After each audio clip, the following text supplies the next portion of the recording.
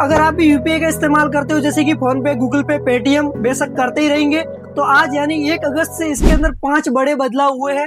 5 rule के अंदर changes हुआ है जिसके बारे में आपको जानना बहुत जरूरी है। जो नए अपडेट आए हैं 5 नियम, उसके बारे में अपन डिटेल से बात करेंगे कि आखिर यूपीआई के अंदर क्या बड़े बदलाव हुए हैं। तो वीडियो के साथ एंड तक बने रहिए। चलिए गाइस, बिना देरी की वीडियो को फटाफट से करते हैं स्टार्ट। तो यहाँ पे सबसे बड़ा और जो पहला बदलाव है वो है यूपीआई रिसीवर नेम। यानी कि अब पहले क्या रहता था, यूपीआई में जो भी अपना जीमेल आईडी में नाम डाले उसके हिसाब से वहां पे नाम शो करता था, उसका बैंक का नाम शो नहीं करता था। लेकिन अभी क्या होगा, आप जिस भी यूपीआई नंबर का है वो नंबर डालोगे तो उसका बैंक के अंदर एक्चुअली में क्या नाम डाला हुआ है वो बैंक का नाम वहां पे शो करेगा, जिससे फेल्ड पेमेंट और फ्रॉड पेमेंट के बारे में आपको है वो आसानी से पता चलेगा। लेकिन इसके साथ साथ ये आपके लिए भी फायदेमंद है।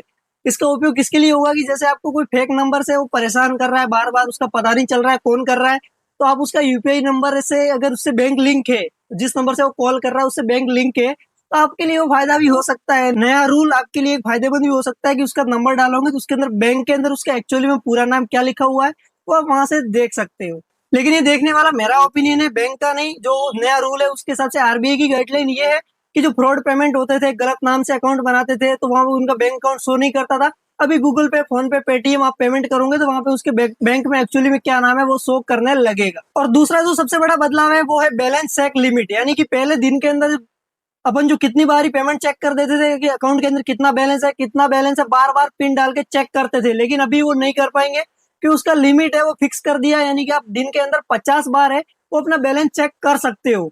लेकिन भाई 50 बार करता कौन है? जिसके पास पैसा होता है। अपन तो दिन में एक बार भी नहीं करते, कभी कभी कर भी लेते हैं, लेकिन अपना अकाउंट तो माइनस में है, 50 बार करे ही क्यों। लेकिन जो जिसके पास पैसा है, बार बार जो चेक करता है, वो दिन में 50 बार से ज्यादा चेक नहीं कर पाएगा। 50 बार से ज्यादा बार चेक करेगा एक ही दिन में, वो डेली लिमिट रिवाइज होता जाएगा। डेली 50 बार चेक करने का आपको ऑप्शन मिलेगा। उसके बाद वो फेल्ड होगा, यानी कि बैलेंस चेक नहीं कर पाएंगे 50 बार के बाद एक दिन के अंदर। और जो तीसरा और सबसे बड़ा बदलाव है वो है बैंक डिटेल चेक। यानी कि पहले क्या रहता था कि अपने यूपीआई के अंदर कितने अकाउंट लिंक है वो अपन दिन में कितनी बार भी चेक कर सकते थे। लेकिन अभी आप दिन में सिर्फ 25 बार ही अपने अकाउंट की डिटेल चेक कर सकते हो कि आपके यूपीआई, जो गूगल पे, फोन पे, पेटीएम, जो भी आप वो एप्लीकेशन इस्तेमाल करते हो, उसके अंदर कितने अकाउंट है वो आपके नंबर से लिंक है, वो सिर्फ दिन में 25 बार चेक कर पाओगे। उसके बाद है वो चेक नहीं कर पाओगे।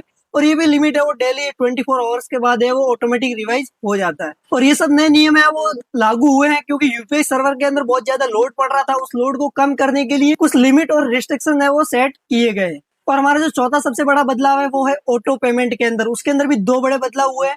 यानी कि अब क्या रहता था, पहले आप जो ऑटो पेमेंट कंपनियां, ऑटो पेमेंट के बारे में आपका क्लियर कर दूंगी, जैसे कि आप नेटफ्लिक्स हो गया, ओटीटी, जो भी प्लेटफॉर्म हो गए, वहां से आपको सब्सक्रिप्शन वगैरह बाय करते थे तो उसका पेमेंट रहता था वो मंथली ऑटोमेटिक ऑटो डेबिट पे चला जाता था। नहीं, हर महीने पैसा, उदाहरण के लिए बता दो उल्लू का पेमेंट, उल्लू पे किसी ने अगर पेमेंट किया है या फिर कुकू एफएम वगैरह, तो उसका जो पेमेंट है ऑटोमेटिक है वो सेम डेट को चला जाता था।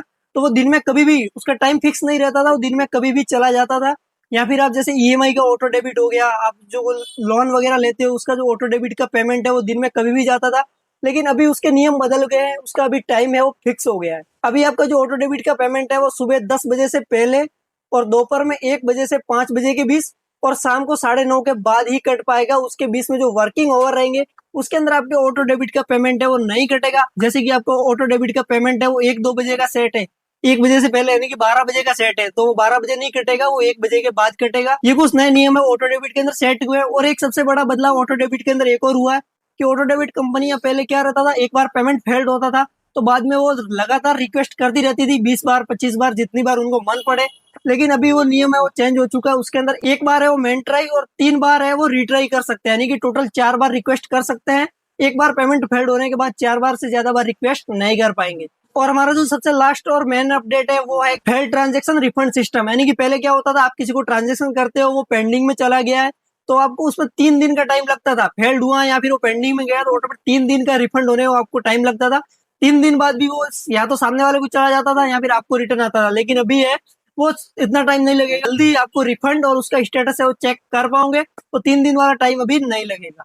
तो ये यूपीआई के कुछ मेजर अपडेट्स थे। इसके अंदर गाइस अपने को ज्यादा फर्क नहीं पड़ा है, आपने देखे तो आप पेमेंट वगैरह आसानी से कर पाओगे। ज्यादा बार जो ज्यादा ट्राई करता था उस सर्वर को लोड कम करने के लिए ये कई आरबीआई ने जो कदम उठा है वो सभी बैंकों को यूपीआई को मानना जरूरी रहेगा, नहीं तो उनपे पेनल्टी भी लग सकती है। और अपने डेली लाइफ पे गाइस अपन जो 150-200 का डेली पेमेंट करते हैं उस पर कोई डिफरेंट नहीं पड़ने वाला है। वैसे ये वीडियो पसंद आया हो तो लाइक और सब्सक्राइब जरूर करना। मिलते हैं एक और नई अपडेट वीडियो के साथ, तब तक के लिए जय हिंद, वंदे मातरम। Take care.